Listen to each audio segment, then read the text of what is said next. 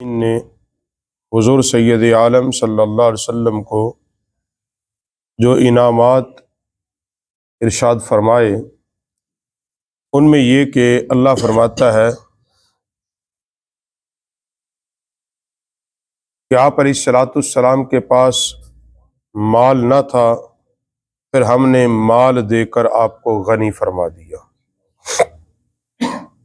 اور آقا علیہ الصلوۃ والسلام کو کس قدر اللہ نے مال عطا فرمایا کہ قرآن پاک میں فرمایا وَأَمَّا السَّائِلَ فَلَا تَنْحَرْ، اس قدر مال عطا فرما دیا کہ پیارے حبیب آپ کے دربار گہربار میں کوئی بھی سوالی آئے، کوئی بھی سائل آ جائے، آپ نے اس کو جھڑکنا نہیں بلکہ عطا فرما دینا ہے۔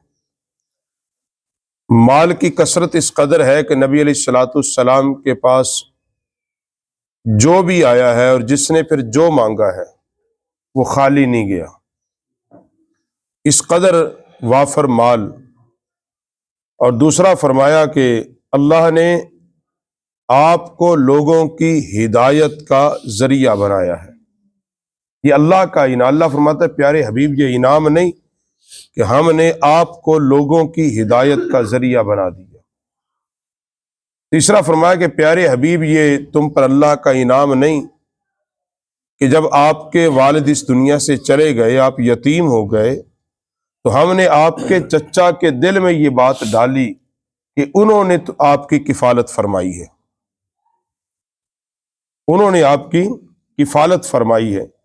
اور فرمایا کہ ہم نے آپ کے دل کو قناعت اور غنا سے بھر دیا، آپ کے اندر یہ جو صفات پیدا کر دی قناعت کی اور صبر کی اور تقوی کی۔ فرمایا پیارے حبیب کیا ہم نے یہ تم پر انعام نہیں کیا؟ اور پھر فرماتے ہیں آگے بیان کرتے ہوئے کہ فرمایا کہ پیارے حبیب اللہ نے آپ کو کبھی بھی اور کسی بھی عمر میں، خواہ چھوٹی عمر ہو یعنی بچپن کا زمانہ ہو، خواہ افلاس یعنی غربت کا زمانہ ہو، خواہ یتیمی کی حالت ہو، خواہ وہ حالت ہو کہ جب آپ کو کوئی بھی نہیں جانتا تھا، یا وہ حالت ہو کہ جب سارا زمانہ آپ کا دشمن بن پڑا، اور خواہ وہ حالت ہو کہ جب سارے عرب میں آپ کا ڈنکا بجتا ہو، اللہ نے ہر حال میں آپ کو اپنا رکھا ہے، کسی حال میں بھی نہیں چھوڑا ہے۔ ہر حال میں تم اللہ کے قریب رہے ہو۔ یہیں سے علماء نے فرمایا کہ بعض نے یہ بات کہی کہ نبی علیہ الصلوۃ والسلام کے اعلان نبوت کے بعد حضور کے جو افعال اور اقوال اور حضور کی سیرت طیبہ وہ قابل تقلید ہے، لیکن ہمارے بزرگوں نے اس بات کو ہی بیان کیا کہ نبی علیہ الصلوۃ والسلام کی پوری زندگی، خواہ وہ اعلان نبوت سے پہلے کی زندگی ہو یا اعلان نبوت کے بعد کی زندگی ہو، نبی علیہ السلام کی پوری زندگی کا ہر عمل اس امت کے لیے مشعل راہ ہے۔ کیونکہ اس میں وہی فرق ہے کہ جبکہ ہمارے ہاں نبی علیہ الصلوۃ والسلام کو اللہ نے نبوت ازل سے عطا فرمائی، آپ دنیا میں نبی بن کے تشریف لائے ہیں، اور جو کہتے ہیں نبوت کے بعد قابل تقلید ہے وہ یہ سمجھتے ہیں کہ حضور نے جب اعلان نبوت فرمایا اس سے پہلے حضور کو نبوت حضور کے پاس نہیں تھی، آپ نبی نہیں تھے، تو آپ کو نبوت ملی ہی 40 سال کی عمر میں ہے۔ مگر ہمارے بزرگوں نے فرمایا کہ اللہ نے آقا علیہ الصلوۃ والسلام کو نبوت ازل سے عطا فرمائی، اعلان نبوت کا حکم 40 سال کی عمر میں دیا۔ 40 سال کی عمر کو جب پہنچے تو اللہ نے فرمایا پیارے حبیب اب آپ اپنی نبوت کا اعلان فرما دیجیے۔ آگے فرماتے ہیں وَأَمَّا بِنِعْمَةِ رَبِّكَ فَحَدِّثْ، اپنے رب کی نعمتوں کا خوب چرچا کرو۔ تو فرمایا کہ یہ قرآن پاک کی جو آیات مقدسہ یہ حضور علیہ السلام کے لیے خاص ہے اور امت کے لیے عام ہے۔ حضور علیہ السلام کے لیے خاص اس لیے ہے کہ آپ تحدیث کے لیے پیارے حبیب آپ پر جو اللہ نے انعام و اکرام کیے ہیں، آپ لوگوں میں ان کا چرچا فرمائیں کہ مجھ پر میرے رب کا یہ انعام ہوا ہے۔ یہی بات نبی علیہ السلام نے مختلف مواقع پر اس کا اظہار فرمایا، جس طرح آقا علیہ السلام نے اپنا مقام محبوبیت بیان کیا، مقام محمود بیان کیا، اور وہ اختیارات بیان فرمائے جو اللہ نے حضور کو عطا فرمائے۔ تو وہ یہی کہ فرمائے پیارے حبیب، اس کا ایک معنی یہ کرتے ہیں کہ پیارے حبیب، اللہ نے جو آپ پر انعامات کیے ہیں آپ ان کا چرچا کیے، بیان کریں، اور امت کے لیے عام یہ ہے کہ امت اس چیز کو بیان کریں کہ ہم نے تمہیں یہ شرف بخش دیا ہے کہ تمہیں رسول اللہ کا امتی بنا دیا ہے۔ تو اس بات کا چرچا امت کے ذمے ہے کہ وہ یہ دل کھول کر چرچا کرے کہ ہم رسول اللہ صلی اللہ علیہ وسلم کے غلام اور امتی ہیں۔ یہ کہتے ہوئے شرم محسوس نہیں کرنی چاہیے، یہ دنیا اقوام عالم میں یہ چیز نہیں چھپانی چاہیے، بلکہ دل کھول کر یہ بات بیان کرنی چاہیے کہ اللہ کا ہم پر انعام کہ اس نے ہمیں رسول اعظم کا امتی بنا دیا، یہ کسی انعام سے کم نہیں۔ اور پھر اس دور میں جو یہ دور جا رہا ہے، پرفتن ترین دور، جہاں کفر اور کفر کے اعلی کار بڑی تیزی سے ہمیں گمراہ کر رہے ہیں، پھر فتنہ الہاد، فتنہ ارتاد، اور پھر فتنہ مرزائیت و قادیانیت، لاہوری گروپ، اور اس طرح کے لا تعداد اور معاملات ہیں۔ ایسے حالات میں اگر بندے کو عشق رسول، محبت رسول، ادب رسول، تعظیم رسول اور غلامی رسول نصیب ہو جائے تو وہ سمجھے کہ مجھ پر میرے رب کا انعام ہے۔ اس کے انعام سے کم یہ نعمت نہیں ہے کہ بندہ اتنے سارے فتنوں کے باوجود اس بات پر ہی کھڑا رہے کہ اول و آخر صرف رسول اللہ کی ذات ہے، اور اپنی زندگی کا معیار صرف حضور سید عالم صلی اللہ علیہ وسلم کی زندگی کو بنائے۔ یہ کسی نعمت سے کم نہیں اگر بندے کو میسر آ جائے کہ صرف میرے لیے معیار اور حق اور میرے لیے آئیڈیل اور پسندیدہ ترین جو ذات ہے وہ ذات رسول پاک علیہ الصلوۃ والسلام ہے۔ آگے فرمایا والنجم اذا ہوا، اس پیارے چمکتے ہوئے تارے محمد کی قسم صلی اللہ علیہ وسلم جب معراج سے اترے۔ فرماتے ہیں جب معراج سے نبی علیہ السلام تشریف لائے ہیں، وہ اسی طرح جیسے کوئی چمکتا ہوا تارا زمین کی طرف اترتا ہے۔ یہی بات ہے کہ سفر معراج میں جانے کی ساری باتیں آپ کو احادیث میں ملیں گی، ساری باتیں علماء بیان کریں گے۔ آج تک آپ نے اس بات کو کسی نے بیان نہیں کیا حضور جب آئے تو آئے کن راستوں سے ہیں۔ جانے کے سارے راستے بیان ہوتے ہیں، مسجد اقصی گئے، آسمان پہ گئے، ایسی آبادیوں سے گئے، لیکن واپسی کا نہ بیان کرنا، وہی کہ والنجم اذا ہوا، میرا حبیب آسمان سے جب زمین کی طرف اترا وہ چمکتے ہوئے تارے کی مانند ایک لمحے میں اتر آیا تھا، اور وہ چمکتے ہوئے ستارے، فرمایا یہی رب کی سب سے بڑی نشانی تھی۔ اور یہاں اس انعام کو بیان کیا جو اللہ نے حضور پر فرمایا پیارے حبیب ہم نے آپ کو شب اسرا یعنی ہم نے آپ کو معراج کروائی، رات کے ایک لمحے میں کروا دی، اور پھر یوں آسمان سے اور لا مکان سے زمین کی طرف بھیج دیا جیسے ایک چمکتا ہوا ستارہ آ جاتا ہے۔ ایک دوسری وجہ فرمایا چمکتا ہوا ستارہ جب گرتا ہے ساری کائنات اس کو دیکھتی ہے۔ فرمایا اسی طرح حبیب آپ اس زمین پر ایک چمکتے ہوئے ستارے کی مانند ہے کہ آپ کا نور اور آپ کی حقانیتوں اور آپ کی نبوت اور آپ کی شہادت رسالت ساری کائنات پر واضح ہے۔ اس لیے آج تک اپنا یا بیگانہ، کافر ہو وہ مسلمان ہو وہ عیسائی ہو، اس بات کو مسلم ہے کہ محمد صلی اللہ علیہ وسلم اللہ کے رسول بن کر آئے تھے۔ باقی معاملات میں اختلاف یہ ایک الگ موضوع ہے، مگر اس بات کو وہ مانتے ہیں کہ مسلمانوں کا وہ سب سے بڑا بلکہ وہ پوری دنیا کا سب سے بڑا لیڈر تھا۔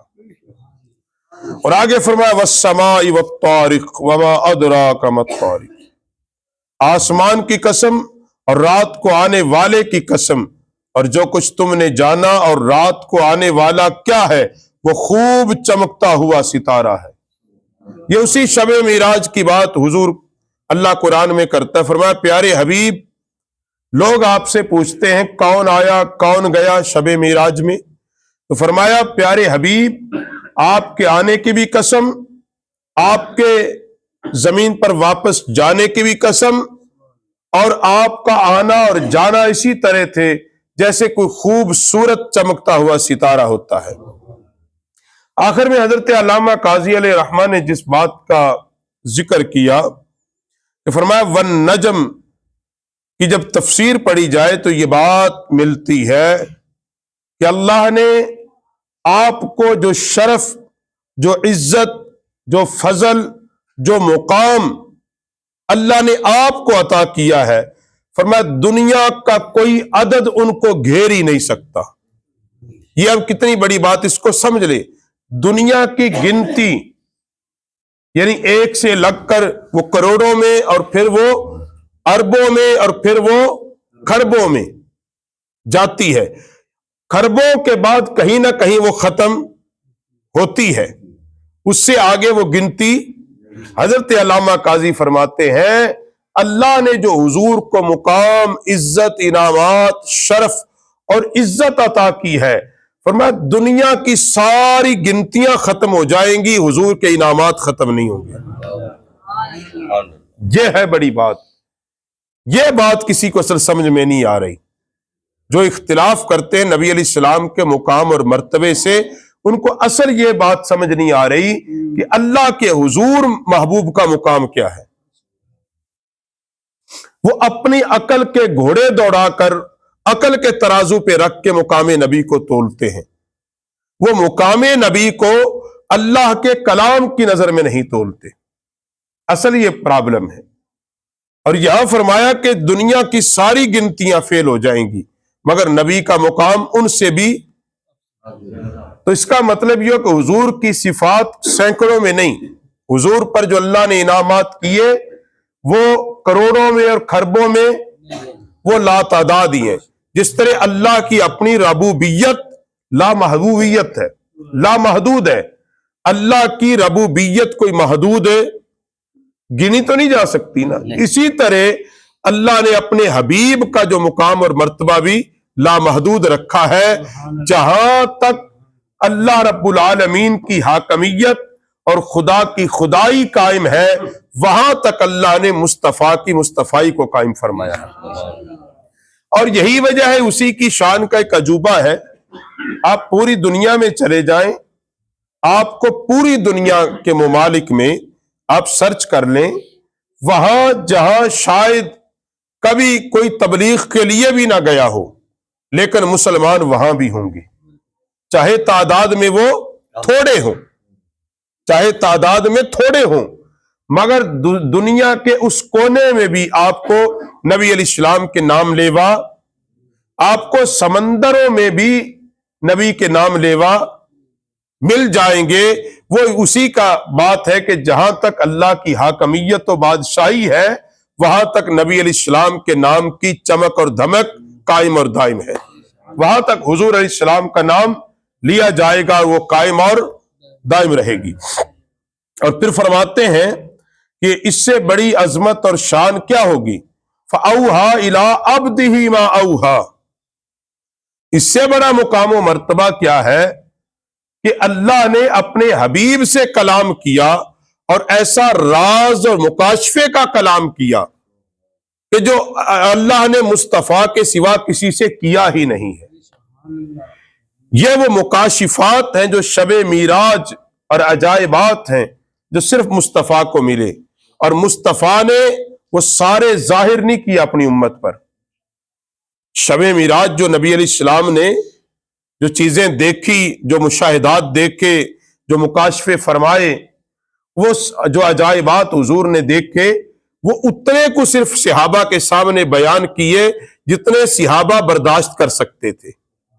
صحابہ سن کے یوں کہہ لے جتنے آپ کی امت کے دماغ تھے، ان کے ذہنوں اور دلوں کے مطابق حضور نے ان عجائبات کا ذکر کیا ہے۔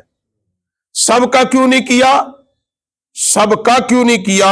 اس میں ایک ان رازوں میں سے ایک راز یہ تھا کہ سب کا اس لیے نہیں کیا کہ نبی علیہ السلام نے جب ایک معجزے کا اظہار کیا کہ آقا علیہ الصلوۃ والسلام، ایک آدمی جب آیا تو اس نے گو حضور کے سامنے ڈالی، اس نے کہا اگر یہ گو سمندر کا جانور، یہ گو آپ کی نبوت کی گواہی دے تو پھر میں مانوں۔ تو گو نے بول کے کہا اشہد ان محمد عبدہ۔ ایک اور آدمی کھڑا تھا، اس نے کہا جی اگر یہ جو درخت ہے یہ چل کے آئے آپ کی نبوت کی گواہی دے میں آپ کو نبی مانوں۔ حضور نے فرمایا تو ہی جا کے اس کو بلا، اس کو کہو میرا نام لے، اسے کو تجھے محمد بلاتے ہیں۔ وہ درخت جب حضور کی بارگاہ میں آئے تو وہ جو کلمہ تو انہوں نے پڑھا ہی پڑھا، انہوں نے اگلی بات جو کی وہ یہ تھی اگر یا رسول اللہ اجازت دے ہم آپ کو سجدہ نہ کر لیں، اگر اجازت دے تو۔ یہ تھی وہ حکمت کہ نبی علیہ السلام نے سارے راز ان کے سامنے کہ کہیں یہ مجھے خدا نہ بنا لے، میری عبادت نہ شروع کر دیں، اس حد تک بیان کیا جہاں تک صرف اپنی نبوت کی تصدیق کرائی۔ اس لیے وہ سارے راز حضور نے اصحاب کے سامنے ظاہر نہیں فرمائے کہ چند راز ظاہر کیے تو صحابہ جھوم گئے، کٹ گئے، سب کچھ لٹا دیا اور اس حد تک چلے گئے کہ اگر اجازت ہو تو سجدہ نہ کرے۔ پہلی امتوں میں ہوتے نہیں رہے، لیکن حضور نے فرمایا نہیں، میں تو یہ ساری چیزیں ختم کرنے کے لیے آیا ہوں، سجدہ صرف اور صرف ایک اللہ کی ذات کو ہے، ایک الہ کو ہے۔ تو یہ حضور پر جو انعامات کیے ہیں یہ تو علماء کی زندگیاں ختم ہو گئی۔ اللہ نے جو اپنے حبیب صلی اللہ علیہ وسلم کو جو مقام، جو مرتبہ، جو شانیں، جو عظمتیں، جو رفعتیں دی ہے ان میں سے 1/100واں حصہ بھی بیان کوئی نہیں کر سکتا۔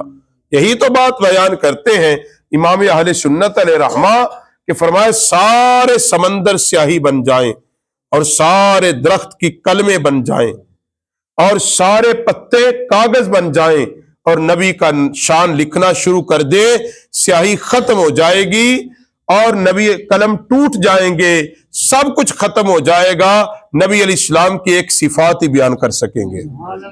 ساری صفاتیں تو کہا بڑی دور ہے، حضور کی شان کی ایک صفت بیان کر لے تو بڑی بات ہے۔ اتنا کچھ لکھنے کے باوجود یعنی اللہ نے جو حضور کو رفعت اور جو مقام اور اوصاف اعلیٰ حمیدہ عطا کرے ہیں وہ ایک بیان کوئی کر دے تو اس میں بڑی بات ہے۔ اللہ رب العالمین ہمیں حضور سید عالم صلی اللہ علیہ وسلم کی پکی سچی سونی محبت عطا فرمائے۔